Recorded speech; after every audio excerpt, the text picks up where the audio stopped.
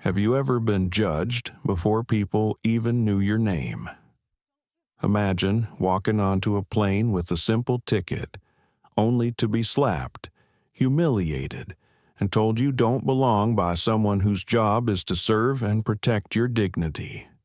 Now, imagine holding a truth so powerful that, with one choice, you could turn that humiliation into a moment the world would never forget. That's exactly what happened to Elijah Grant. He wasn't just another passenger in seat 1A, he was the CEO of the very airline he was flying. But no one around him knew. Not the flight attendant who lashed out, not the passengers who mocked him, not even the young crew member who had to decide between silence or courage. If you were Elijah, would you have stayed quiet, or revealed everything if you were Ryan? Would you have risked your job to speak the truth? And if you were there as a witness, what would you have done? This isn't just a story about power. It's about dignity, choices, and the moments that define who we are. Stay with us. Like, share, and subscribe, because you won't want to miss how this story unfolds. The late afternoon sun filtered through the tall glass windows at LaGuardia Airport, spilling long golden stripes across the polished floor. Families shuffled with strollers, business travelers balanced phones against rolling suitcases, and flight announcements echoed overhead in clipped, steady voices. At Gate C-17, the line for Summit Air's first-class boarding was short, neatly ordered. A few passengers stood with an almost subconscious pride, shoulders squared, expensive luggage at their sides. The sign overhead flashed Flight 482 to Denver. Among the line, a tall black man in a dark navy suit walked forward with quiet steps. His stride was measured, calm, almost understated. He held a slim leather carry-on in one hand and a boarding pass in the other. Elijah Grant, a name no one in the gate area recognized at that moment, moved with the air of someone who had nothing to prove, and yet carried something weightier than anyone could guess. Behind the counter, Claire Donovan, the senior flight attendant assigned to monitor boarding, adjusted her scarf and narrowed her eyes. She was known among colleagues for running a tight ship, disciplined, confident, sometimes overly sharp.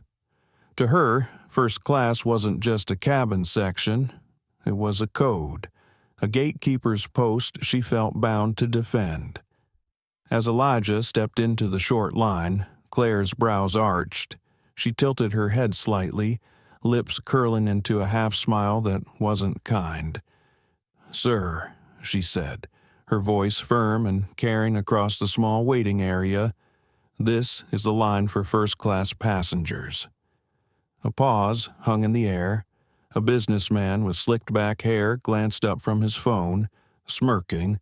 A woman in pearls raised an eyebrow, almost entertained.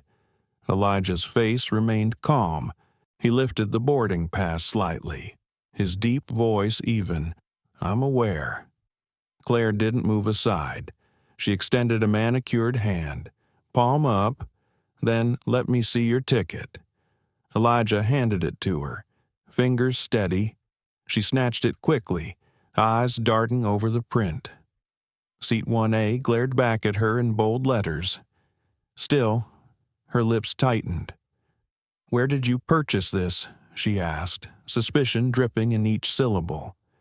Before Elijah could answer, a man 2 spots behind muttered loudly, enough for others to hear, "Money doesn't always buy class." Soft laughter rippled, sharp as broken glass. Claire held the pass between 2 fingers, almost like it was counterfeit, something dirty. When Elijah reached to take it back, she pulled her hand back slightly, then shoved it forward. The corner bent, and as he caught it, the edge scraped against his palm. Reflexively, his hand jerked, and in that small instant, Claire slapped his knuckles with the back of her own hand. A gasp shot through the boarding area. The sound was quick, almost invisible, but it echoed deeper than the metallic announcements above. Elijah's hand froze midair. His eyes lifted, locking on Claire's. No anger burned in them, no flare of retaliation, only a quiet, weighted stillness like the deep part of the ocean no storm could disturb. Passengers stared, some wide-eyed, some smirking with cruel amusement. One young man near the wall, phone in hand, tilted the camera just slightly. He wasn't sure what he was recording yet, but his instincts told him something was happening. Claire cleared her throat, her cheeks tinged pink but her stance defiant. "Proceed, sir," she said curtly, as if granting permission. Elijah slid the bent boarding pass into his jacket pocket. His voice, calm and almost tender, brushed the air. "Thank you." And with that, he walked past her, stepping into the jet bridge without a backward glance. Behind him, whispers swelled. "Did you see that she put him in his place?" That man didn't even fight back. At the far side of the gate, Ryan Lee, the youngest flight attendant on duty, bit the inside of his lip. He had seen it all. His heart pounded not only from the wrong he'd just witnessed, but from the choice he knew he faced. Say something or stay silent. His career, barely 2 years old, felt fragile in his chest. Elijah's figure moved slowly down the jet bridge, his silhouette framed by the blinding light at the far end. Each step carried the weight of memory, the echoes of his mother's voice when he was a boy in Atlanta, reminding him that dignity is often the only shield a black man is allowed in public. Never let them take that from you. Eli, hold your dignity tighter than your wallet. As he reached the aircraft door, Elijah inhaled deeply. He had endured worse in boardrooms where his presence was questioned, in hotels where clerks doubted his reservations, in neighborhoods where police cruisers slowed down just because he was walking home. But here, at his own airline's gate, there was something different, something he would need to address, but not yet. The hum of the aircraft engines swallowed the whispers behind him. Claire's sharp voice was left behind with the smell of airport coffee and the murmurs of those who thought they knew who belonged where. For now. Elijah walked into the cabin. The bent edge of his boarding pass pressed like a scar against his palm, and the flight, the story was only just beginning. The jet bridge carried a faint smell of steel and old carpet as Elijah stepped forward. His footsteps were slow, steady, like someone who had decided a long time ago not to let the world rush him. At the end of the narrow tunnel, the aircraft door opened, and a wave of cool air mixed with the scent of leather seats greeted him. Inside Summit Air Flight 482, the cabin lights glowed warm and golden. First class spread out like a private lounge, wide leather seats, polished tray tables, the low murmur of passengers settling in. Yet the moment Elijah appeared, conversations faltered. A few glances darted toward him, brief and cutting. Elijah adjusted his jacket and found his seat 1A, right by the window. He placed his leather bag in the overhead compartment, carefully, as though respecting the space itself. Then he sat down, sliding the bent boarding pass into the seat pocket. His hand lingered there for a moment. The crease across the paper felt heavier than its weight, like a mark he wasn't sure would fade. As passengers around him buckled in, the quiet rhythm of first class returned.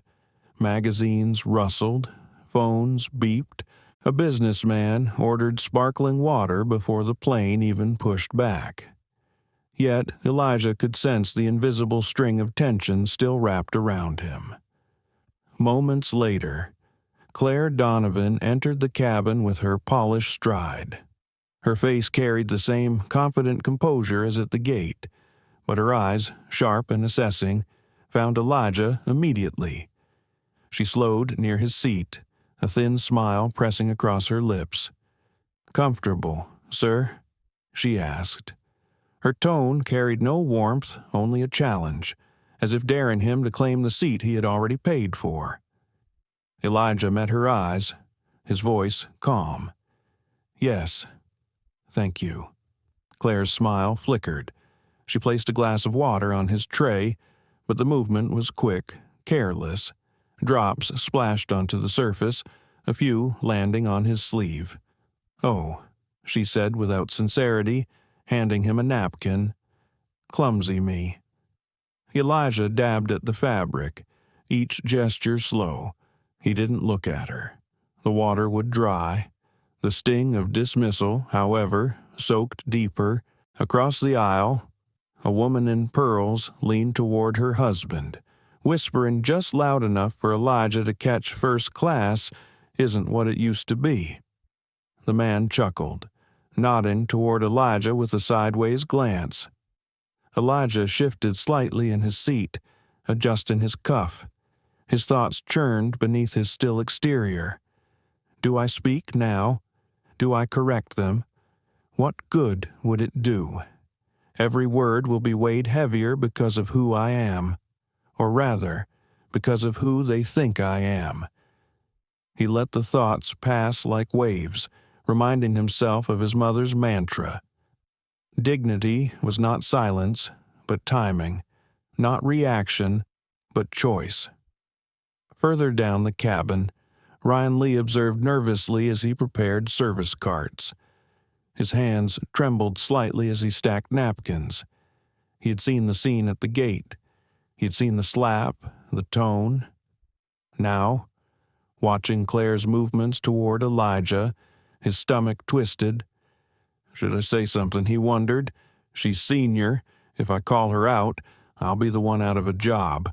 But if I stay quiet, what does that make me? He shook the thought away, but it clung like static. Claire returned, leaning down toward Elijah again. "Would you like something stronger than water, perhaps champagne?" Or she paused, her eyes flicking to his suit. "Maybe you're more of a soda man." The suggestion wasn't an offer. It was a box she tried to fit him into. Elijah looked up, voice even, almost soft. "Water is fine." The answer carried no edge, no bite, but Claire felt it nonetheless a refusal to be diminished. Her smile thinned further before she turned sharply, moving down the aisle. Passengers continued to watch Elijah out of the corners of their eyes. Some whispered behind open magazines. Others simply stared, waiting for him to crack. Instead, Elijah reached into his bag and pulled out a well-worn notebook. The leather cover was scuffed from years of use. Inside, pages brimmed with scribbles, charts, and handwritten reflections. He flipped to a blank sheet and began writing with a fountain pen, his hand steady, words flowing without hesitation.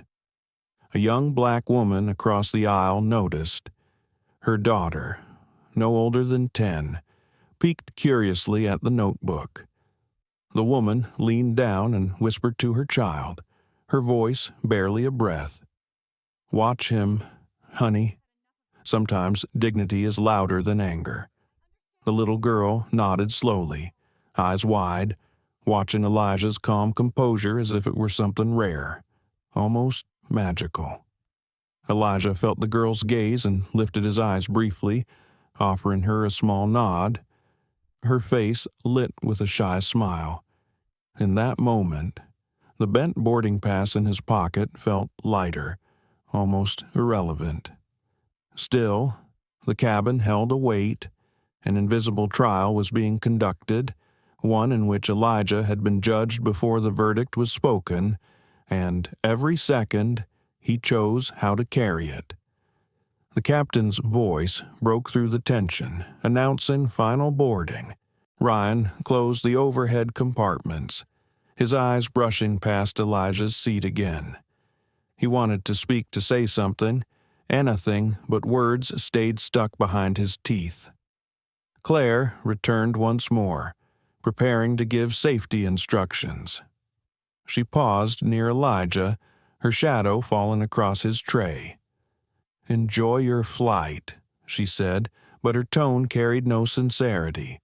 It sounded more like a dare than a wish. Elijah closed his notebook gently, sliding the pen into its loop. He looked at her, his gaze calm but unyielding. "I intend to," he said. For the first time, Claire faltered. Something in his tone unsettled her, but she masked it quickly, straightening her uniform and moving down the aisle. As the aircraft door sealed shut, the hum of engines rising, Elijah leaned back into his seat. Outside the window, the last sliver of daylight painted the sky in fading orange. Inside, the cabin's quiet tension pressed closer, like the air before a storm. Elijah exhaled slowly. He had been here before in different rooms, different cities, always the same stage. The world doubting, questioning, reducing him to a single story written on his skin. But beneath it all, he carried another truth, one that would not remain hidden much longer. And so, as Flight 482 prepared for takeoff, the story of this journey was only tightening its threads. The storm was coming, and when it broke, every passenger in that cabin would remember the day they misjudged the man in seat 1A. The plane eased back from the gate, the hum of the engines vibrating through the floor and into the seats. The glow of overhead lights softened as the cabin crew prepared for takeoff. Yet beneath the calm exterior, a tension rippled through the first-class cabin like static electricity. Elijah sat motionless in 1A, his hands folded neatly on his lap. From the outside, he looked like any other traveler, calm, reserved, absorbed in his own thoughts. But the truth churned deeper.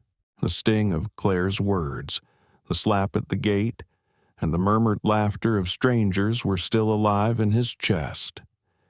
He breathed evenly, willing himself not to let those moments own the flight. Across the aisle, the woman in pearls leaned toward her husband again, her voice low but not low enough. "I suppose anyone can buy a ticket these days," she whispered, adjusting her necklace as if to remind herself of the difference between her world and his. Her husband chuckled, keeping his eyes on the glossy pages of his magazine. "It shows. Standards are slipping." The words floated across the aisle like smoke, sharp enough for Elijah to hear. He didn't turn his head. Instead, he fixed his gaze on the small oval window where the night sky had begun to swallow the last traces of dusk. He thought of his mother again, how she used to remind him that not every insult deserved a reply. Some could be left to die in the air, ignored until they lost power. But still, his jaw tightened. Behind him, a young man fiddled with his phone, pretending to scroll while the camera quietly recorded. He had captured the tension at the gate, and now his instincts told him to keep the lens steady. Something about the quiet dignity of the man in 1A contrasted so sharply with the way he was being treated. It felt like a story unfolding in real time, one too important to ignore. A few rows back, a black mother rested her hand gently on her daughter's arm. The little girl's eyes had been darting between Elijah and the pearl-wearing couple. She could feel the currents, even if she didn't have the words yet to name them. "Mom," the girl whispered, "why are they looking at him like that?" Her mother's eyes softened. She leaned close, her voice steady but tender. Because some people still don't see others for who they really are. But look at him. Baby. He's not fighting. He's not shouting. Sometimes dignity can be louder than anger. The girl nodded slowly, her eyes fixed on Elijah as if she were memorizing the lesson. Ryan Lee, moving briskly through the aisle to check on passengers, overheard the exchange. His chest tightened. He admired Elijah's composure, but it also troubled him. How many times had men like Elijah been forced to swallow indignities in silence? How many times had people like him, Ryan, watched and said nothing? He passed Claire at the galley. She was fussing with the service carts, muttering under her breath about schedules and demanding passengers. Ryan wanted to confront her, to say plainly, "You went too far," but fear clamped his throat. Claire had been with the airline for over 2 decades. He was barely out of training. One word against her could end his career before it even started. Still, his conscience gnawed at him. He remembered his own father telling him to always stand up for what was right, even when it was costly. Tonight, that advice weighed heavily, pressing down on him like the cabin pressure before descent. Back in 1A. Elijah pulled the notebook from the seat pocket. He opened to the page he had started earlier, his pen moving in steady strokes, his handwriting curved across the paper, elegant and deliberate. He wrote not about the insults or the slap, but about the larger picture, how dignity must become the backbone of every journey, every interaction. How companies fail when they forget that passengers are more than tickets and seats. He paused, letting the pen rest against the page. For a moment, he closed his eyes. The hum of the engines blended with the low murmur of passengers, the clink of glasses, the shuffle of magazines. In that symphony of ordinary sounds, Elijah searched for stillness, but still the whispers floated. "Doesn't he look out of place? I bet he got some discount upgrade. He should be grateful just to sit here." Each word tried to reduce him to less, and yet he chose not to shrink. Instead, Elijah sat taller, his shoulders back, his expression calm. He reached for the glass of water Claire had placed earlier, lifted it, and drank slowly. The gesture was small, almost insignificant, but it was a declaration, a refusal to be diminished. The little girl across the aisle noticed. She tugged at her mother's sleeve and whispered, "He looks strong." Her mother smiled. "Yes, he does." Claire passed through again, her eyes sweeping the cabin like a sentinel. When she glanced at Elijah, she felt something unexpected, a flicker of unease. His calmness unsettled her more than anger would have. Anger she could dismiss, label, push back against, but dignity. Dignity made her question herself in ways she didn't want to. She turned away quickly, forcing a smile at another passenger, masking the tremor in her thoughts. The seatbelt sign dinged on, and the aircraft began its climb. City lights blurred into constellations below, inside. The whispers softened as passengers adjusted to the rhythm of flight, but tension still hung in the air, thick as fog. Elijah set down his notebook and folded his hands again. His mind drifted back to the boardroom in Denver, to late nights building Summit Air from an idea into a company that now carried millions across the skies. He thought of the promises he had made to his mother, to himself, that he would build something better, something that treated people with respect. And yet, here he was, disrespected in the very cabin of the airline he owned. A wry smile touched his lips, fleeting and bitter. Life had a way of circling back, testing him again and again. He leaned his head against the seat, eyes half closed. In the stillness, he fought the temptation to reveal himself now, to end the charade. He could silence every whisper with a single truth, but he held back. Timing mattered. Lessons mattered. If he spoke too soon, the moment would lose its weight. So he waited, breathing evenly. As the aircraft pierced through clouds, the whispers in the cabin faded into the hum of engines. But the story was far from over. For Elijah, for Claire, for Ryan, and for every witness in that cabin, the real turbulence had yet to begin. The seatbelt sign blinked off, and a low murmur of movement swept through the first-class cabin. Passengers shifted, stretching their legs, reaching for laptops, adjusting pillows. The hum of engines leveled into a steady drone, almost soothing, but beneath that calm, a sharper current of tension remained. Elijah sat quietly, his notebook resting on the tray in front of him. He had written a few lines, stopped, then closed the cover. Some words didn't need to be on paper yet. Some had to be carried in silence until the right moment.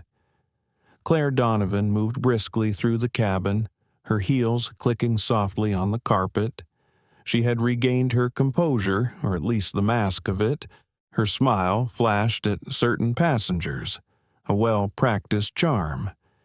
Yet when her eyes drifted toward Elijah, the smile faltered, replaced by something else: irritation, maybe even defiance. It was time for meal service. Claire rolled the cart slowly down the aisle, handing out trays, setting them with precise, almost mechanical movements. Her hands were steady, but her thoughts weren't. She kept replaying the look in Elijah's eyes from earlier, the quiet calm that unsettled her more than anger ever could. When she reached row 1, she paused. Elijah looked up, waiting. "Dinner, sir," she said, her tone clipped. She placed the tray onto his table with more force than necessary. The silverware clinked loudly against the porcelain dishes. The corner of the tray scraped against his hand. Elijah's fingers recoiled slightly at the sting. He said nothing. Claire tilted her head, her voice low but sharp. "People like you never last in first class." The words fell heavy, poisoning the air around them. For a moment, the cabin seemed to freeze. A man 2 rows back lowered his magazine, eyebrows raised. The young woman with her daughter stiffened, pulling the child closer. Elijah didn't flinch. He set his napkin neatly across his lap and picked up the fork. His movements were deliberate, calm, each one a refusal to give her the reaction she wanted.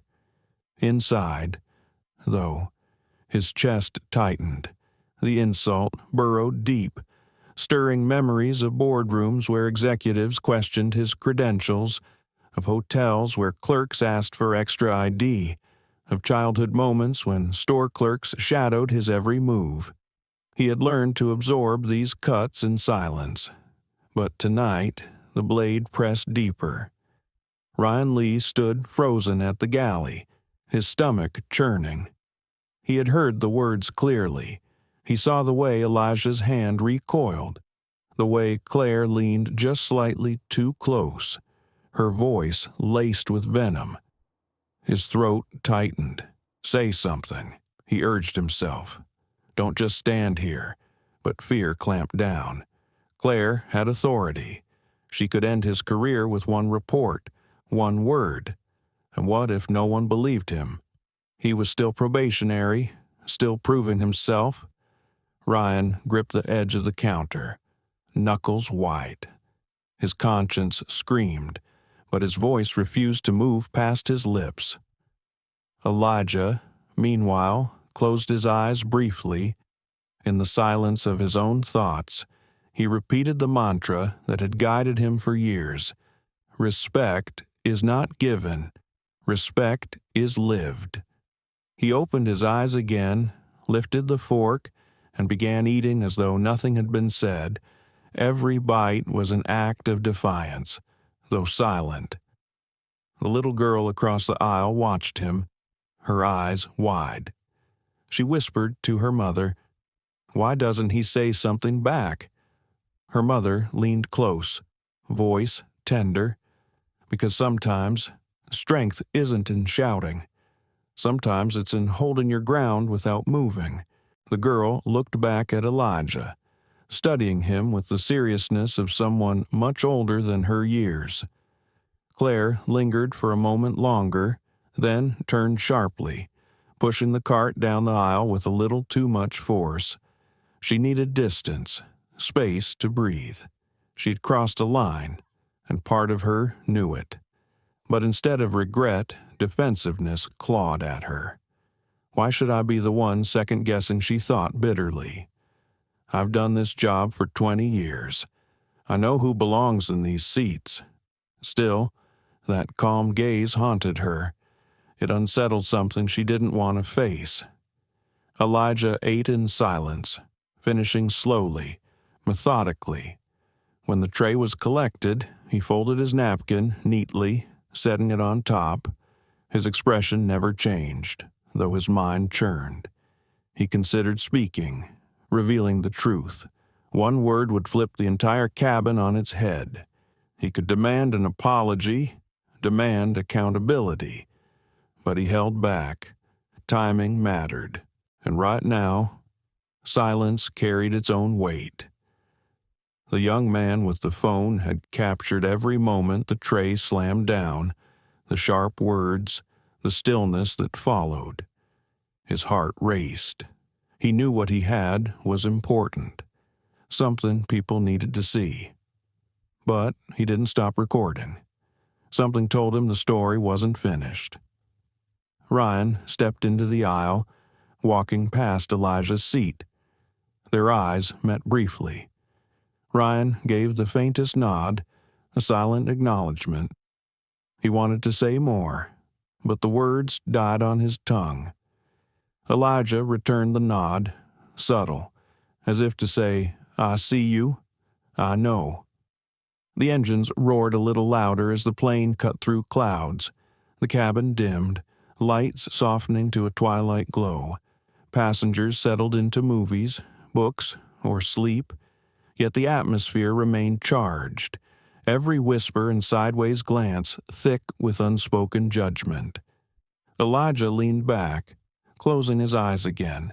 His breathing was steady, but inside he weighed every choice. Reveal now. Wait, what will make the lesson stick? He thought of the company he had built, the thousands of employees depending on his leadership, the culture he had promised to create, one built on dignity, respect, and accountability. This moment, however painful, was part of that larger promise. So he waited. The breaking point had come and passed. The wound was made, and yet the story wasn't over.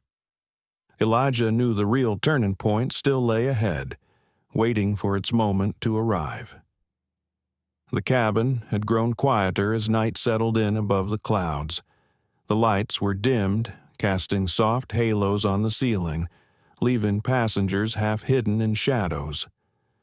The steady drone of the engines filled the silence like a heartbeat. But under that hum lived another rhythm, the weight of everything left unsaid. Elijah sat in 1A, eyes closed, his hands resting gently on the armrests. He looked like a man asleep, but he wasn't. His breathing was too deliberate, each inhale and exhale measured, inside. His mind replayed Claire's words, each syllable pressed against him like a stone he refused to carry. He thought of his mother again, her voice echoing Eli. People will try to take pieces of your dignity. Don't let them. Hold it, even if it costs you silence. Just behind him, the young man with the phone sat rigid in his seat, his thumb hovering near the record button. The video so far showed the slap at the gate, the sharp words over dinner service, and Elijah's quiet restraint. He hadn't meant to capture a story. At first, it was just instinct. But now, the weight of it pressed on him. This wasn't just another clip for social media. This was truth unfolding. Something people needed to see. He glanced around nervously, worried someone would notice. But most passengers were dozing or pretending to. Only the pearl-wearing woman seemed fully awake, her magazine open but untouched, her eyes flicking toward Elijah every few minutes. Each look carried judgment, as if she couldn't believe he still sat there, unshaken, refusing to retreat. In the galley. Ryan Lee leaned against the counter, gripping the edge with trembling hands. His chest felt heavy, as though the recycled air itself was weighing him down. He thought of his father, who had once told him a story about standing up to a teacher who mocked another student. "It's not easy," his father had said, "but silence makes you part of the cruelty." Ryan's throat tightened. He had been silent tonight. He had watched Claire cross lines, and he had done nothing. His fear of losing his job had been louder than his conscience. He pulled out his phone, opened the Notes app, and typed a few words. "I saw it. I heard everything. I'll back him if he speaks." His thumb hovered over the screen. He didn't send it to anyone. It was just a promise to himself. But even that felt like a step. Claire, meanwhile, moved down the aisle again, collecting empty glasses, adjusting blankets. Her posture was as rigid as ever, but inside, cracks had begun to form. She felt the eyes of passengers, the silent judgment of their stares. And when she looked at Elijah, still seated with quiet composure, something twisted in her stomach. Why didn't he fight back? Why didn't he raise his voice? She had expected anger, confrontation. That would have given her something to push against, to dismiss. But his silence, his stillness, it unsettled her in ways she couldn't name. She stopped by his seat, almost against her will. "Is there anything else you need?" she asked. The words were polite, but her tone carried a sharp edge, as though daring him to make a demand. Elijah opened his eyes slowly, turning his gaze toward her. His voice was low, even, yet it carried through the cabin. "I need nothing more than what I've already paid for." The simplicity of the words struck like a chord. A few passengers stirred, glancing up. The pearl-wearing woman shifted uncomfortably in her seat. Claire blinked, thrown off balance. For a moment, no one spoke. The silence grew thick, heavy, stretching across the cabin like a taut rope. And then Elijah leaned back again, closing his eyes once more, ending the exchange without raising his voice. The young man with the phone caught it all. His chest tightened as he reviewed the clip silently. The dignity in Elijah's response, the sting of truth in his words, it all made the hair on his arms rise. This wasn't just about a rude flight attendant. It was about something larger, something deeper. Ryan emerged from the galley, walking the aisle slowly. He glanced at Elijah, then at Claire, then back again. His lips parted slightly, but the words still refused to come. He wanted to speak, to break the silence, but the fear lingered. Not yet, he told himself. But soon. He returned to his station, but his mind raced. Meanwhile, the black mother across the aisle adjusted her daughter's blanket. The girl leaned close, whispering, "He's so calm, like he's not even afraid." Her mother kissed the top of her head. "That's strength, baby." Sometimes the strongest thing you can do is stay steady when the world tries to shake you. The girl looked back at Elijah, her eyes wide with quiet admiration. She didn't know who he was, not yet, but in her heart, she sensed he was someone important, not because of wealth or titles, but because of the way he carried himself. Elijah, still with his eyes closed, felt the weight of the stairs around him. He knew he was being watched, measured, recorded. Part of him longed to reveal the truth now, to stop the whispers, to end the quiet cruelty. But another part told him to wait. Timing was everything. Lessons only landed when the stage was fully set, and so he stayed silent, even as the wound deepened. The engines roared slightly louder as the plane cut through turbulence. The cabin lights flickered, then steadied again. Passengers shifted uneasily, gripping armrests, muttering prayers. Elijah remained still, unbothered, as though even the skies shaking couldn't move him. Claire steadied herself against the galley door, watching him from a distance. The thought came unbidden, unwanted. What if he's more than he seems? She pushed it away quickly, retreating into routine, into rules, into the mask she had worn for decades, but the cracks were there. The young man with the phone checked the battery, ensuring it would last. Ryan tapped the screen of his own phone again, reading his unsent note like a vow. The mother held her daughter close, whispering lessons about dignity that she hoped would stay with her for life. And Elijah sat in 1A, waiting. The silence wasn't weakness, it was strategy. He knew storms didn't need to roar to change the sky. Sometimes they gathered quietly, unseen, until the moment they broke. The aircraft shuddered as it cut through a pocket of turbulence, trays rattling and glasses clinking in the dimly lit first-class cabin. Passengers stirred from half-sleep, some gripping their armrests, others pulling blankets tighter around their shoulders. The seatbelt sign blinked on again, and the captain's calm voice filtered through the speakers. "Ladies and gentlemen, we're experiencing a patch of turbulence. Please return to your seats and fasten your seatbelts." Elijah's eyes opened slowly. He had never been afraid of turbulence. Storms above the clouds always felt smaller than the storms he'd weathered on the ground. Still, he sensed something in this moment, a symbolic echo of the tension brewing within the cabin. The shaking outside mirrored the tremors inside. Claire Donovan moved briskly down the aisle, checking seat belts. Her smile was painted on, but her eyes betrayed irritation. When she reached Elijah's row, her gaze lingered. He was already buckled, hands resting calmly on the armrests, eyes steady on her. For a fleeting second, she felt the weight of being seen, not as she presented herself, but as she was, vulnerable, flawed. She broke eye contact quickly. "All secure here," she muttered, moving on. Behind her, Ryan Lee followed with less certainty.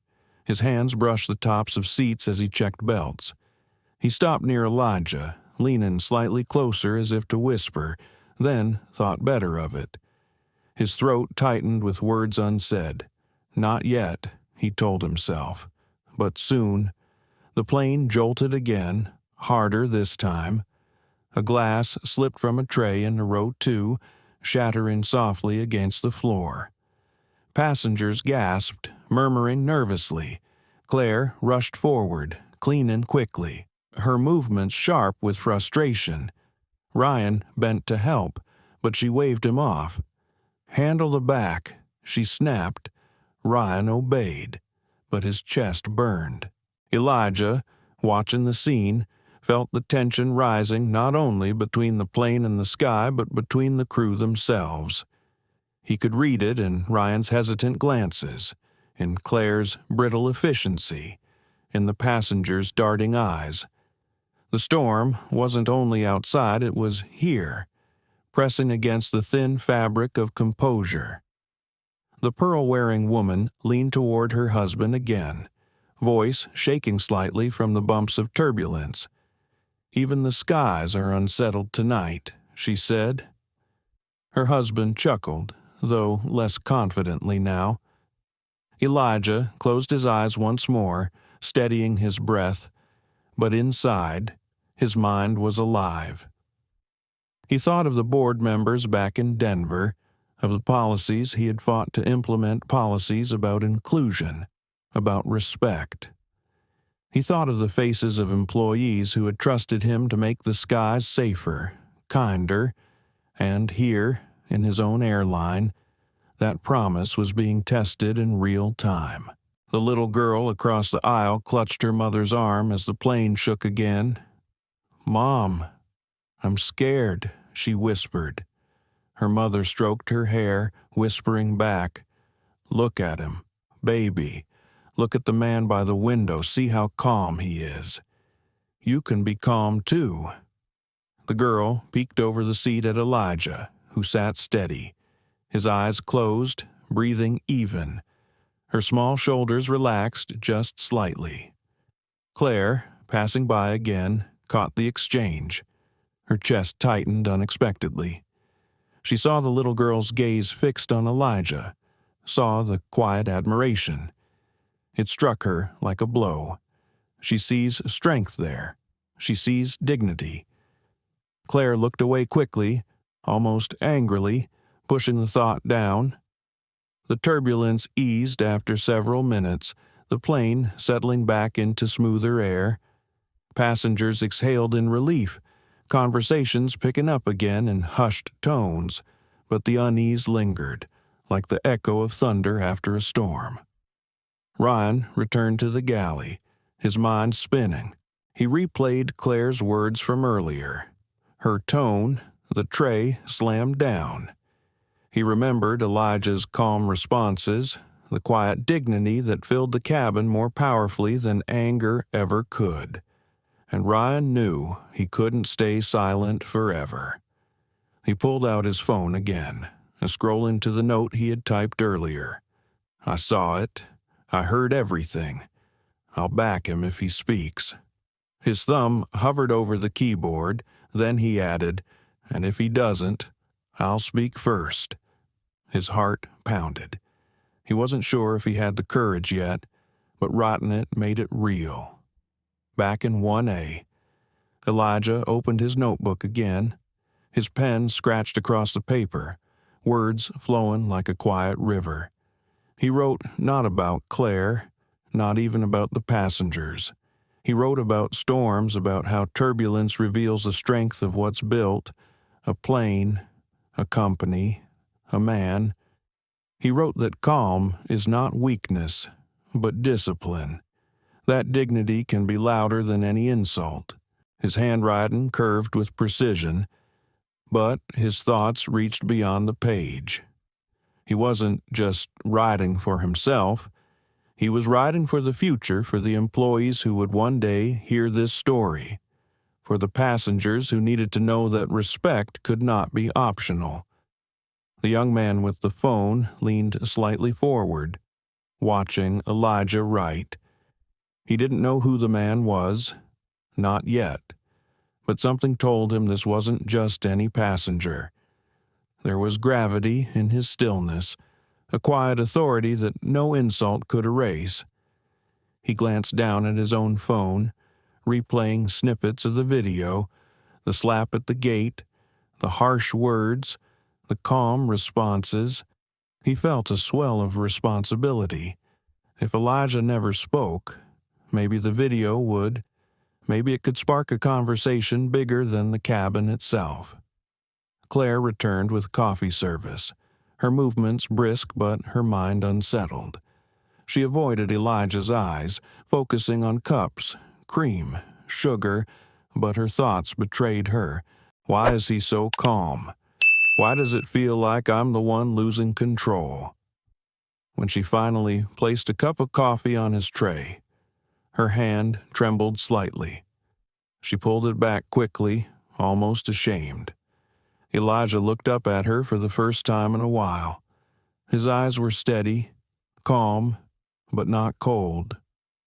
For a brief second, Claire felt something unexpected, a flicker of shame she hadn't allowed herself in years.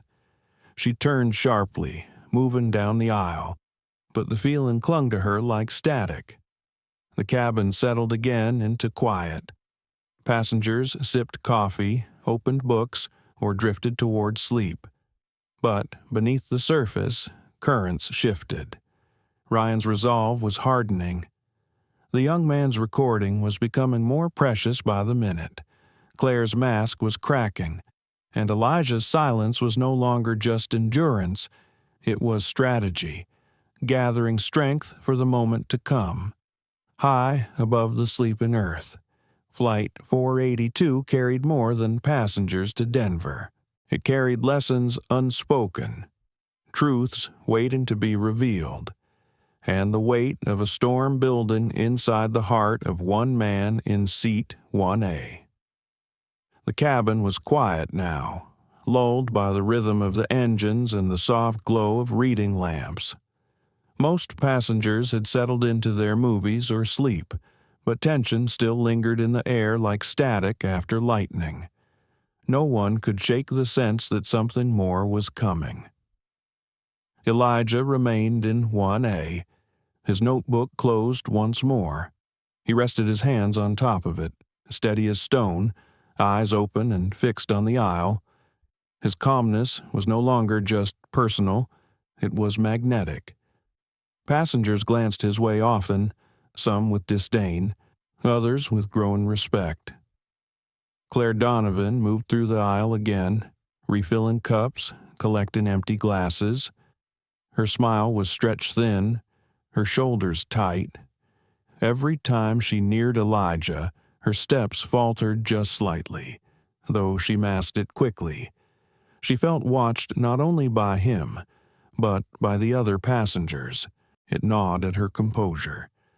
When she reached his seat this time, her voice was too sharp, betraying her inner unrest.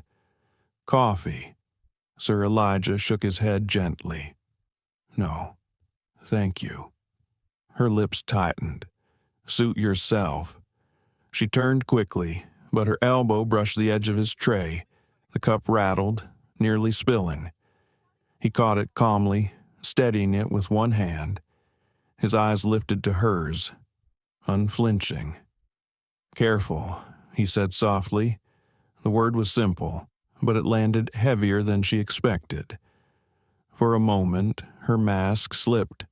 She straightened abruptly, muttering something under her breath before retreating down the aisle. The pearl-wearing woman leaned toward her husband again, whispering, "He provokes her. You can see it." Her husband grunted in agreement. Some people just don't know their place. The words stung Elijah's ears, but he didn't react. Not yet. Ryan Lee, standing near the galley, heard it too. His hands clenched at his sides. His chest burned with shame. He couldn't keep still anymore. He walked down the aisle, stopping by Elijah's seat. "Sir," Ryan said softly, "is everything all right?" Claire froze at the far end of the cabin, spinning around sharply. "Ryan, what are you doing? Keep moving." Ryan swallowed, torn between orders and conscience. His eyes flicked to Elijah, who met his gaze with quiet strength. "Yes." Elijah answered calmly. "Everything is fine for now." Ryan nodded, lingering a moment before retreating, though his heart pounded faster than before. The young man with the phone shifted in his seat, his camera catching every word, every look. He felt the story tightening, the threads pulling closer to breaking. When Claire returned to the galley, her composure cracked. She slammed a tray into the counter, muttering angrily, Ryan stepped back, startled. "What's wrong with you?" she snapped at him, her voice low but venomous. "Why are you hovering around him like he's special?" Ryan hesitated, his throat dry, because he deserves respect, just like any other passenger. Her eyes flared. "You don't know who belongs in this cabin. I've been here 22 years. Ryan, I know. He's not." She stopped herself, biting back the words. Ryan stared at her, stunned by what she'd nearly said. His fear battled with anger, but this time, anger won. "You crossed a line tonight," he said, his voice trembling but firm. "I saw it. Everyone saw it. You can't treat people that way." Claire's face reddened. She stepped closer, her voice sharp. "Watch yourself. One word against me and your career is over." Ryan's stomach twisted, but he held her gaze. For the first time, he didn't look away. Elijah, seated in 1A, heard fragments of the exchange. He closed his eyes briefly, exhaling slowly. The confrontation was moving closer, step by step. Moments later, Claire marched back into the cabin, her smile gone. She stopped beside Elijah's seat, her posture rigid. "Sir," she said loudly enough for nearby passengers to hear, "if you have any complaints, you can take them to customer service after we land. But while you're on this flight, you follow my lead." The words cut through the quiet cabin like a blade. Passengers stirred, glancing between them, sensing something important was unfolding. Elijah opened his eyes and turned his head toward her, calm and unshaken. His voice was low but carried clearly. "I follow the rules of the sky. Yes, but respect isn't a rule. It's a choice, one you haven't made." The silence that followed was electric. Even the engine seemed quieter for a moment. The mother across the aisle squeezed her daughter's hand, whispering, "Listen, baby, listen close." Claire's cheeks flushed, her jaw tightened. For a split second, she looked like she might lash out again, like at the gate. But the eyes of the cabin pinned her in place. Elijah didn't move. His calmness was heavier than any anger could have been. Ryan stepped forward suddenly, his voice breaking the silence. "He's right," he said, his tone clear, trembling but resolute. "I saw everything at the gate. I heard what you said during dinner. This isn't how we treat people. Not on this airline." Gasps rippled through the cabin. The pearl-wearing woman's eyes widened, her lips parting as if to protest. The young man with the phone tilted the camera higher, capturing every second. Claire's head snapped toward Ryan, fury flashing in her eyes. "You're done," she hissed. "When we land, you're finished." Ryan's chest heaved, but he didn't back down. If speaking the truth cost me my job, then so be it. The air in the cabin thickened. Elijah watched, his expression unreadable. But inside, something shifted. Ryan's courage was a spark. The storm was gathering strength, and soon it would break. Passengers whispered among themselves, the tension reaching its peak. Claire's mask had slipped completely now, her anger plain, her authority fractured. And Elijah knew this was the moment he had been waiting for. Not yet, but soon. The truth would come. The cabin had become a theater of silence. Every passenger in first class sat frozen, eyes darting between Claire's flushed face, Ryan's trembling defiance, and Elijah's steady calmness in seat 1A. The hum of the engines was the only sound, a low drum beat beneath the charged air. Claire stood rigid, her hands curled at her sides. For years she had commanded cabins with authority, unquestioned and unshaken.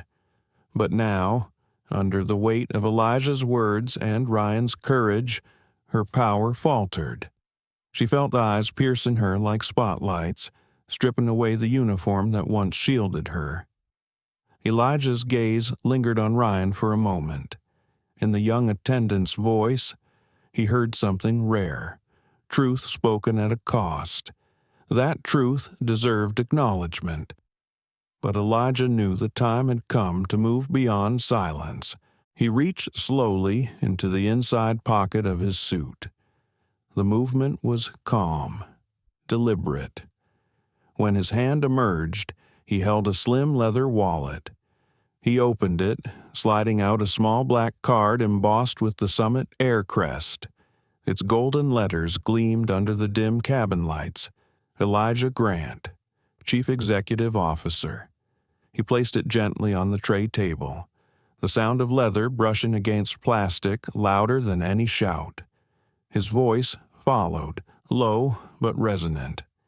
"My name is Elijah Grant," he said, his eyes sweeping across the cabin.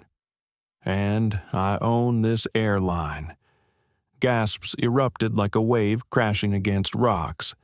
The pearl-wearing woman dropped her magazine, her mouth hanging open.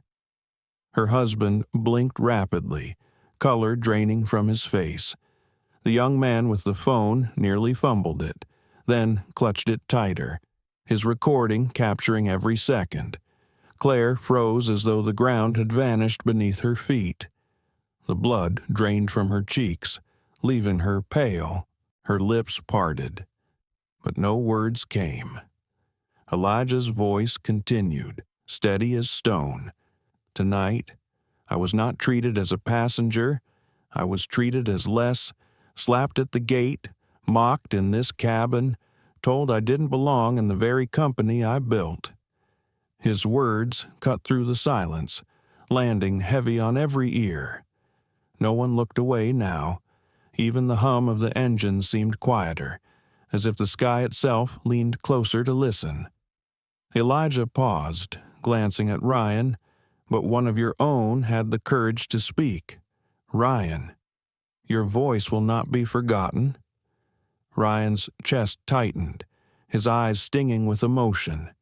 For a moment, fear gave way to something larger: relief, pride, and the strange sense that he had stepped into a new chapter of his life. The mother across the aisle squeezed her daughter's hand gently. "Remember this, baby," she whispered. The girl's eyes glowed with wonder as she stared at Elijah, her small chest swelling with awe. Elijah turned back to Claire, his gaze calm but unyielding. "And you, for 22 years, you've worn that uniform. You believed it gave you the right to decide who belonged. But respect is not yours to grant or withhold. It's the foundation of this airline, the reason it exists at all." Claire's throat worked, but no words formed. She felt stripped bare, every defense crumbling. The pearl-wearing woman shifted uncomfortably, her voice breaking the silence. "We didn't know," she muttered weakly. Elijah's eyes flicked to her, then softened slightly. "That's the point. You shouldn't have to know someone's title to treat them with dignity." His words landed heavier than any rebuke. The woman lowered her gaze, her pearls suddenly feeling like stones around her neck. The young man with the phone trembled with adrenaline. He had captured it all: the reveal, the silence, the truth echoing through the cabin. He knew already this video would travel far beyond these walls, that it would spark conversations in living rooms, offices, and boardrooms. Elijah leaned back slightly, folding his hands together on the tray. His tone softened, but it carried just as much weight. This airline exists because of people who believe in better, passengers who trust us with their journeys, employees who give their best every day. And I promise you all this will not be ignored. Change will come from this moment. For a long breath, Silence filled the cabin again. Then, slowly, a ripple of applause began, not loud, not raucous, but steady. It started with the black mother across the aisle, her palms meeting softly, her eyes bright with pride. The young man with the phone joined, his camera shaking slightly as he clapped. Others followed, hesitant at first, then firmer. Claire stood motionless, the sound surrounding her, pressing in like judgment. Her chest rose and fell rapidly. For the first time in her long career, she had no control, no authority, no defense. Elijah let the applause fade before speaking again. "We will land in Denver soon. When we do, this story will not end here. It will begin." He lifted the CEO card once more, sliding it back into his wallet with calm precision. Then he leaned back, closing his eyes, as though nothing more needed to be said. But the cabin knew differently. Everything had changed. The pearl-wearing woman sat stiffly, her hands trembling in her lap. Her husband avoided looking at Elijah entirely. The young girl whispered to her mother, "He's like a hero." The mother smiled through tears, nodding, "Yes, baby, he is." Ryan returned to the galley, his body trembling but his spirit lightened. He had risked everything, but now, with Elijah's words ringing in his ears, he felt a strength he had never known before. Claire retreated to the back, her uniform suddenly heavy, suffocating, her mind spun with fear and shame, her future crumbling in front of her, and Elijah, still calm, still steady, sat in 1A. The storm he had carried now released into the open air. He had revealed not just his title, but a truth larger than himself. Dignity is not negotiable. The engines roared softly as the plane cut through the night sky, but inside, the cabin carried a silence that was no longer oppressive. It was reverent, heavy with the weight of change. The aircraft descended slowly, the twinkling lights of Denver stretching across the dark landscape like a field of stars. Passengers stirred awake, fastening seat belts, adjusting hair and jackets, whispering about the revelation they had just witnessed. The energy in the cabin was no longer tense curiosity, it was charged awe. Elijah sat motionless, his eyes trained on the window as the city grew larger below. His reflection stared back at him in the glass, calm, collected, but carrying the weight of responsibility. Tonight had not only been about him, it had been about every passenger who had ever felt diminished, about every worker who had swallowed their voice, about every child watching to see how dignity looked in motion. Claire Donovan stood at the front of the cabin, her uniform still neat but her posture crumbling. She had been silent since the reveal, her lips pressed tight, her mind churning with fear and shame. For years, she had built a reputation of control, of authority. Now, her authority had been stripped away in front of strangers and a camera she knew would soon spread her words to the world. Ryan Lee remained near the galley, his chest tight, but his head held higher than before. He had spoken truth, and Elijah had seen him. That recognition gave him courage, though fear of the fallout lingered like turbulence in his veins. The young man with the phone glanced down at his screen, reviewing the footage. It was powerful, the slap at the gate, the insults, the confrontation, the reveal. His heart raced at the thought of what this video would mean once it left the walls of the plane. He didn't want fame. He wanted justice, and he knew this clip would ignite it. The mother across the aisle held her daughter close as the cabin tilted downward. The girl whispered, "Do you think everyone will believe him?" Her mother smiled softly. They won't have a choice. The truth is too clear. The plane jolted slightly as the landing gear unfolded. Claire's voice finally filled the cabin again, her tone practiced but shaky. "Ladies and gentlemen, we'll be landing shortly in Denver. Please ensure your seat belts are fastened and your tray tables are stowed." Her words echoed like routine, but everyone knew nothing about this flight was routine anymore. Elijah folded his hands, breathing deeply. He thought of what awaited them at the gate press. Executives, passengers who would tell the story before the wheels even touched the ground. He thought of policies, reforms, accountability. He thought of his mother, who had worked 2 jobs so he could dream of more. Dignity is your inheritance. Eli, don't let anyone take it from you. Tonight, he had honored that inheritance. The wheels hit the runway with a heavy thud, the cabin bouncing before settling into a steady roll. Passengers exhaled collectively, some clapping softly in the old tradition of relief. But this applause carried another meaning, relief not just for landing safely, but for having witnessed something larger than themselves.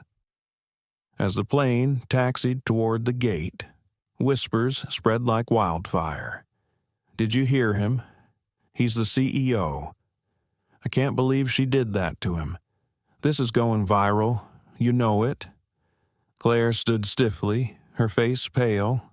She wanted to disappear, to vanish before the plane even reached the jet bridge. Her hands fidgeted with the hem of her uniform, her mind replaying every mistake. Ryan walked past her, his eyes forward, his steps firmer than before. He felt the cabin's energy behind him, supportive, almost protective. He knew consequences would come, but he also knew he had chosen rightly. When the plane finally stopped at the gate, Elijah unbuckled his seatbelt slowly. He stood, stretching slightly, his presence commanding the cabin without a single word. Passengers turned toward him, waiting, almost holding their breath. He lifted his leather bag from the overhead compartment and turned toward the aisle. His gaze swept the cabin once more, resting briefly on Ryan, then on the mother and daughter, then on the young man clutching his phone. Each one had played a part in tonight's lesson. As the seatbelt sign dinged off, Claire stepped forward, forcing her voice into formality. "Thank you for flying with us. We hope to see you again." But the words were hollow, falling flat against the weight of the moment. Elijah paused near the front, turning toward her. His voice was calm, yet it filled the space. The hope. "Ms. Donovan, is not that we see each other again. The hope is that we learn something from what we've seen tonight." Her face flushed crimson, her hands trembling. She lowered her eyes, unable to respond. Passengers began to file out, some nodding respectfully at Elijah as they passed. The young man with the phone gave him a small, nervous smile. Elijah returned a nod, steady and acknowledging.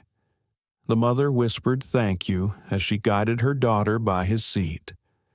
The little girl whispered, "Good night, Mr. Grant." Elijah's lips curved faintly. "Good night," he said softly. Ryan lingered near the door, waiting. When Elijah approached, Ryan's voice shook slightly. "Sir, I just want to say, I'm sorry for staying quiet at first. I should have spoken sooner." Elijah placed a steady hand on his shoulder. "What matters is that you spoke.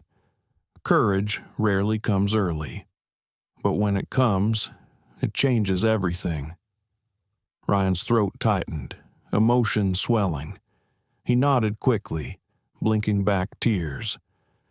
Elijah stepped through the door into the jet bridge, the cool air of the terminal washing over him. Ahead, He could already see figures waiting executives, staff, perhaps even reporters tipped off by passengers' hurried messages. The story had left the cabin long before he did, inside the plane. Claire remained frozen at the front, her knees weak, her breath shallow. She knew this was the end of her career, though the full weight of it had not yet landed. The applause, the reveal, the stares, they all replayed in her mind like a trial without appeal. And as the last passengers filed out, the silence around her was louder than any words. Denver International was alive with its usual midnight chaos, suitcases rolling over tiled floors, announcements echoing, families hurrying toward baggage claim. But at Gate 42 the air was heavier. Word had spread faster than the passengers could disembark. By the time Elijah Grant stepped into the terminal, whispers were already darting through the crowd like sparks through dry grass. That's him, the CEO. He owns the airline. Phones lifted discreetly, some openly, cameras tracking his every step. Elijah walked steadily, his leather bag slung over one shoulder, his face calm but unreadable. He had expected this. In fact, he had prepared for it years ago. Two Summit Air executives waited at the end of the jet bridge, their suits sharp but their eyes nervous. David Chen, Chief Operating Officer, and Sarah Goldstein, Head of Human Resources, stepped forward quickly. Both had clearly been tipped off mid-flight. "Elijah," David said, lowering his voice. "We heard. The messages started coming in before you landed." Sarah's face was pale. "There's a video, too. Passengers have already uploaded clips." Elijah gave a small nod. "Good. Let it spread." Behind him, Ryan Lee stepped out of the jet bridge, shoulders tense. He saw the executives, saw Elijah's calmness, and his stomach knotted tighter. Would he be punished before anyone even acknowledged what he'd done? Elijah turned slightly toward him. "Stay close, Ryan," he said. The young man's chest loosened just slightly at those words. Claire Donovan emerged moments later, her uniform immaculate, but her face drawn and hollow. She froze at the sight of executives waiting, for the first time in years. She wished she could vanish into the stream of passengers, unseen, unnoticed. But the moment was too large to escape. David's eyes flicked to Claire, then back to Elijah. "We'll handle this, sir."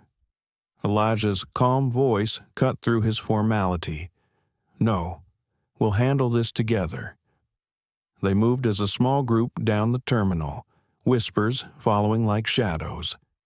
The young man with the phone stayed behind, uploading his final clip with trembling fingers. Within minutes, hashtags began to appear. Summit Air CEO. Flying with dignity, Cocher Seat 1A. In a private conference room near the concourse, Elijah sat at the head of the table. David and Sarah flanked him. Ryan hovered uncertainly near the door until Elijah gestured for him to sit.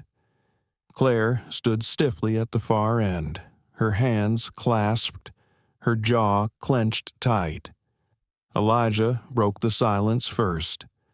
"Claire Donovan, you've served this airline for 22 years. You know its roots, its policies, its people. But tonight, you chose arrogance over service. You crossed from discipline into cruelty. And you did it while wearing this company's uniform." Claire's throat worked, but no words came. The weight of his voice pressed harder than any reprimand she had ever received. Sarah's tone was measured but firm. "Ms. Donovan, given what we've already reviewed from passenger accounts, and given the video evidence, your employment is terminated effective immediately." Claire gasped softly, her lips parting in disbelief. For years, she had been untouchable. She looked to David, to Sarah, even to Elijah, searching for reprieve. But Elijah's eyes held steady, calm but resolute. "You didn't just fail me," he said. "You failed every passenger who trusted you, and you failed yourself. Authority without respect is nothing more than abuse." Claire lowered her head. The uniform she had once worn like armor now felt like chains. David signaled quietly to security, who stepped into the room. Claire straightened, her pride flickering one last time, but her voice was brittle.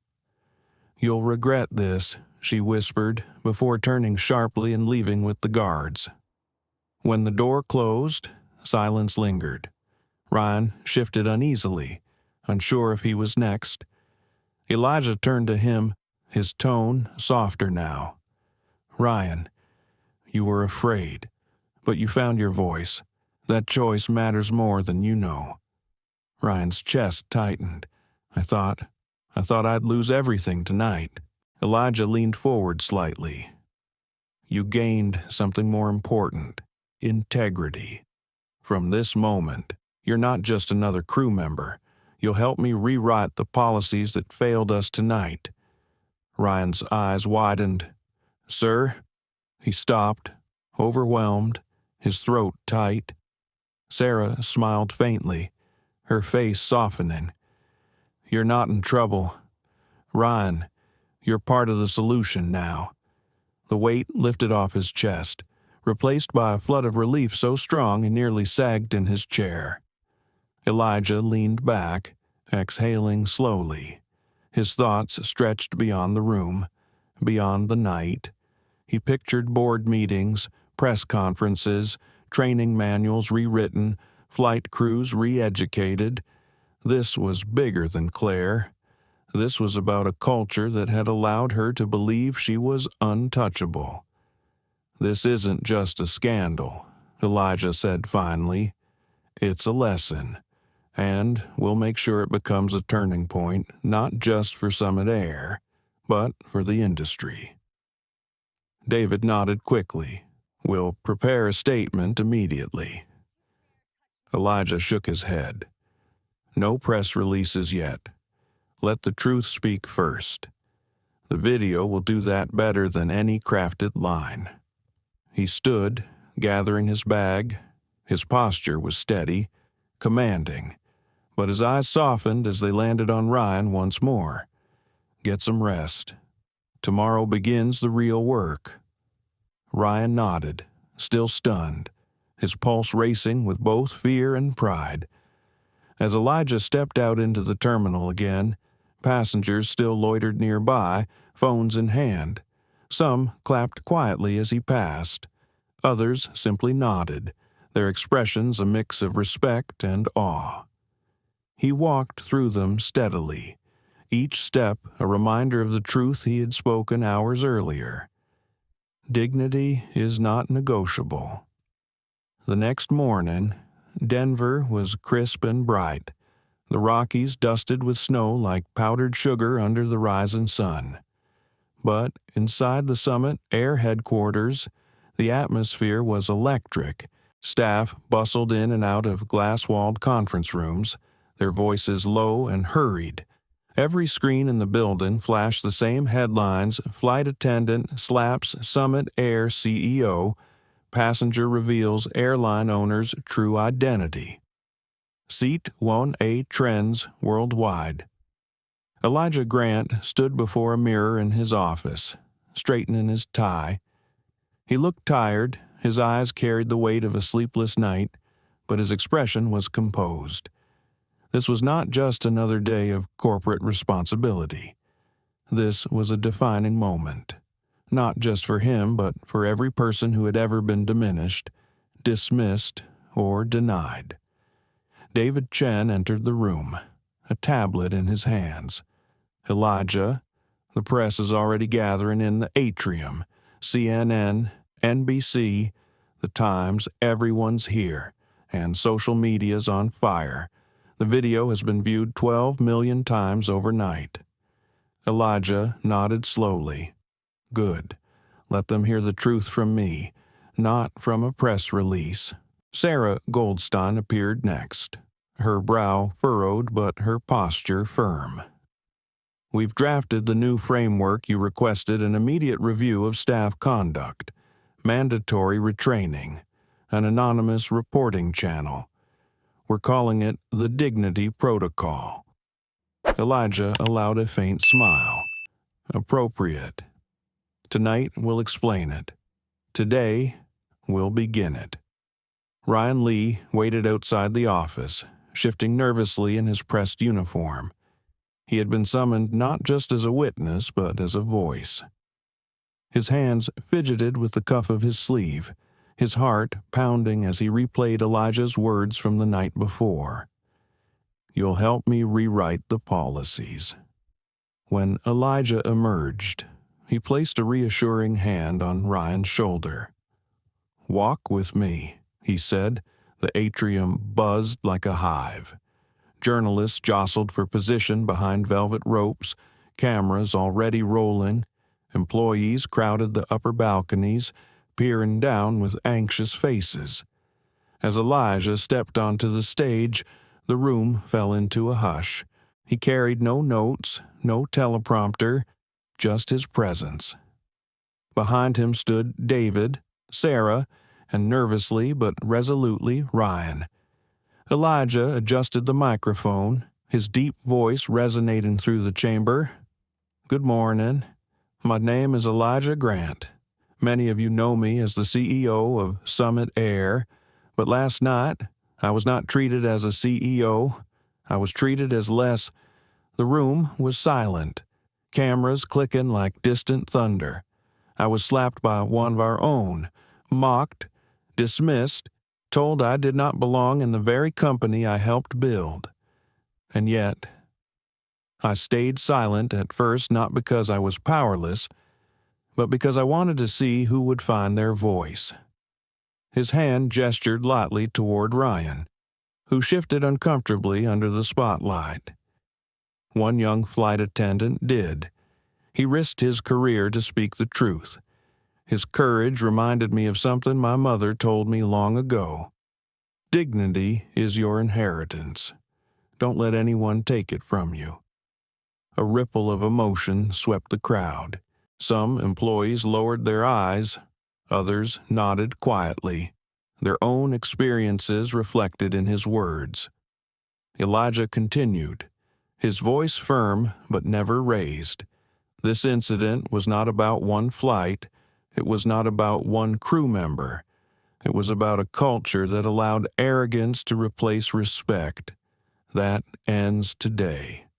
He let the words settle before delivering the next blow.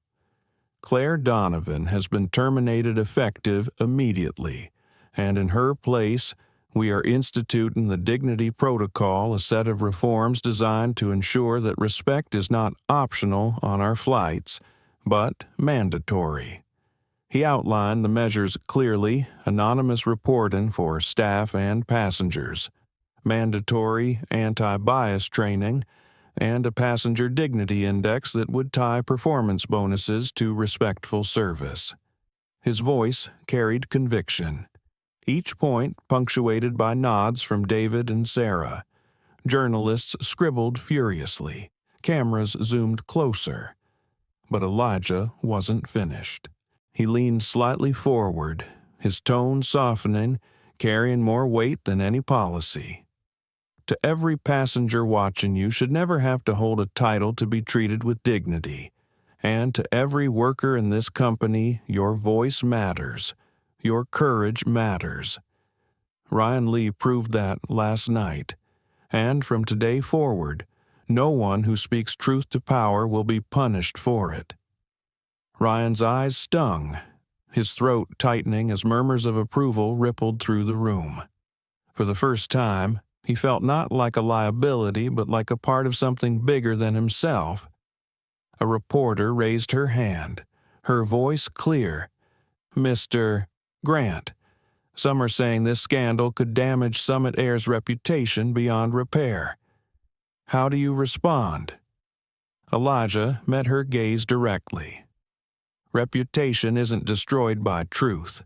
It's destroyed by denial. We're not hiding from this, we're confronting it. That's what will make us stronger. The atrium broke into quiet applause. Not raucous, but steady, like the heartbeat of something being reborn. After the conference ended, Elijah stepped down from the stage, greeted by a flood of hands reaching out, some from employees, some from strangers who had slipped in to witness history. He shook hands calmly, his eyes scanning the crowd. David leaned close. That was powerful. But the board is calling an emergency meeting tonight. Some investors are nervous. Elijah nodded. Let them be nervous. Growth doesn't come from comfort. Sarah approached Ryan, her voice softer now. You did well. Ryan, not just last night, but today. I hope you realize that. Ryan swallowed hard, emotion tightening his chest. I didn't want to stay silent anymore. Sarah smiled faintly. That's how change begins. As the crowd dispersed, Elijah lingered near the back of the stage, gazing up at the Summit Air banner hanging from the atrium ceiling. He thought of his mother, of every struggle that had led him here. He thought of Claire, too, of how arrogance had hollowed her out, how unchecked power had corroded her judgment. But most of all, he thought of the little girl on the plane, whispering, "He's like a hero." That memory steadied him more than any headline. The world outside was already buzzing, hashtags climbing, pundits debating. But inside Elijah's chest, there was a quiet certainty. This was not the end of the story, it was the beginning. The following weeks blurred into a storm of headlines, debates, and reforms. Summit Air dominated the news cycle. Cable talk shows dissected every second of the video. Late-night hosts riffed about the slap heard around the skies, and op-eds flooded major newspapers, praising Elijah Grant's restraint while demanding systemic change in the airline industry. At first, the board of directors bristled. Investors worried about brand damage and boycotts. Some whispered that Elijah's choice to confront the scandal publicly had been reckless. But when the numbers rolled in, their doubts crumbled. Passenger bookings didn't fall, they rose. Surveys revealed why customers felt seen. Finally, an airline that admits mistakes. One wrote, "If he can change Summit, maybe others will follow," said another. The dignity protocol spread quickly, not only inside Summit but beyond. Competing airlines scrambled to announce their own respect initiatives, though most were little more than press releases. Summit's was different. Anonymous hotlines buzzed with reports, some small, some serious, and employees saw swift action. Training sessions were no longer boxes to check. They were interactive, emotional, often uncomfortable, but they mattered. Ryan Lee became a symbol within the company. He was promoted into a new role, Director of Passenger Advocacy. His photo appeared in the employee newsletter, and crew members whispered about his story during layovers. Yet Ryan never let it swell his ego. Every time someone congratulated him, he thought back to the moment in the galley when fear had nearly chained his tongue. He carried that memory like a compass, pointing him always toward courage. Claire Donovan's name, meanwhile, became a cautionary tale. Some painted her as a villain, others as a tragic figure undone by arrogance. For weeks, paparazzi lingered near her suburban home, hungry for comment. She never gave one. Her silence was louder than any defense. Elijah, for his part, kept moving forward. Each day was filled with meetings, briefings, and tough conversations. But late at night, when the noise quieted, he often returned to his mother's words, "Dignity is your inheritance." He had carried those words through humiliation and fury, through silence and revelation, and now through reform. One evening, 3 weeks after the incident, Elijah walked quietly through Denver International Airport. He had no entourage, no cameras following, just himself in a simple coat, leather bag over his shoulder. He liked to feel the pulse of the place, to see his airline through the eyes of passengers. Near Gate 32, he spotted a familiar face, the black mother and her daughter from Flight 482. The girl clutched a stuffed bear in one hand and tugged at her mother's sleeve with the other. "Excuse me," Elijah said gently. The mother turned, her eyes widening. "Mr. Grant," she whispered. The little girl gasped. "It's you, seat 1A." Elijah smiled, crouching slightly so he met her eyes. "And you must be my seatmate from across the aisle." The girl nodded fiercely, her braids bouncing. "I told my teacher about you." She said heroes don't always wear capes. Sometimes they wear suits. Elijah chuckled softly, his throat tightening with emotion. "Your teacher is wise." The mother's eyes glistened. "You gave her something she'll carry forever. You gave me something, too. That night, I felt seen in a way I haven't in years." Elijah placed a hand over his heart. "Thank you for saying that. It means more than you know." As they parted, the little girl waved her bear at him and shouted, "Bye, Mr. Grant. Don't stop being brave." He smiled all the way to his gate. Meanwhile, the young man who had recorded the video became an unlikely influencer overnight. His clip had been shared by civil rights leaders, celebrities, even politicians. He received offers from media outlets, but he refused to sell the footage. "This wasn't about me," he told one interviewer.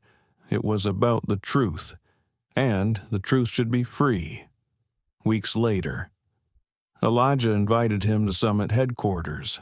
They talked for hours about justice, responsibility, and the power of ordinary witnesses. The young man left with a scholarship funded by the Summit Air Foundation, a scholarship created in his name to support students pursuing journalism and ethics. The ripple effects kept growing. In New York, a senator introduced legislation requiring airlines to publish transparency reports on complaints of discrimination. In Atlanta, a church group used the viral story as a springboard for community workshops on dignity. Across social media, ordinary people shared their own stories of bias and respect, using the hashtag #Seat1A as a banner. For Elijah, the greatest change was quieter, more personal. On a spring afternoon, he stood before a group of new hires in Summit's training center. The recruits were nervous, eager, hanging on his every word. He told them not about profit margins or quarterly growth, but about the night he was slapped at a gate, about silence and courage, about a little girl who whispered that he was a hero. "You're not just crew members," he told them. "You are guardians of dignity. Every passenger who boards your plane is carrying a story you can't see. Treat each one as if their story matters, because it does." When he finished, the room erupted into applause, but Elijah only smiled softly, his eyes shining with something deeper than pride. It was hope. Months later, on the anniversary of that fateful flight, Elijah boarded another Summit plane, this time without secrecy.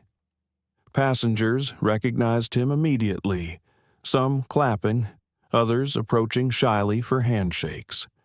Ryan Lee was on board too, not as a flight attendant, but as an observer, checking on how crews implemented the new protocols.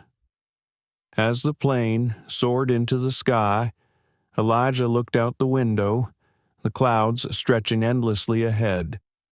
He thought of his mother. He thought of the little girl with her bear.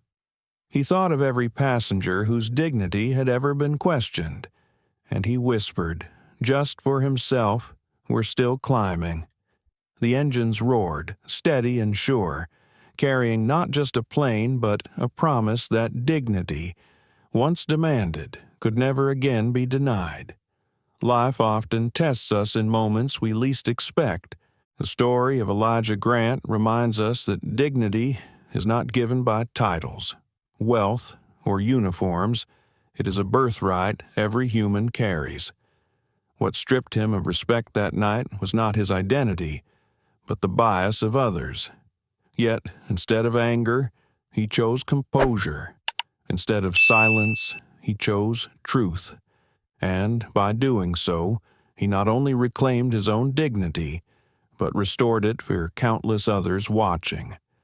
For those of us who have lived long enough to feel the sting of prejudice, or the ache of being dismissed. Elijah's story resonates deeply. It reminds us that our worth is not defined by how others treat us, but by how we respond. Respect is not something we beg for. It is something we live by, consistently and firmly. The lesson here is simple, yet profound in moments of injustice. Our choices ripple far beyond ourselves. We can shrink into silence, or we can stand calmly, firmly, and leave behind a legacy of courage for those who come after us. Thank you for joining us on this powerful journey. If Elijah's story touched your heart, please give this video a like. Share it with someone who needs hope, and don't forget to subscribe to our channel. Your support helps us bring more stories of dignity, justice, and humanity to life.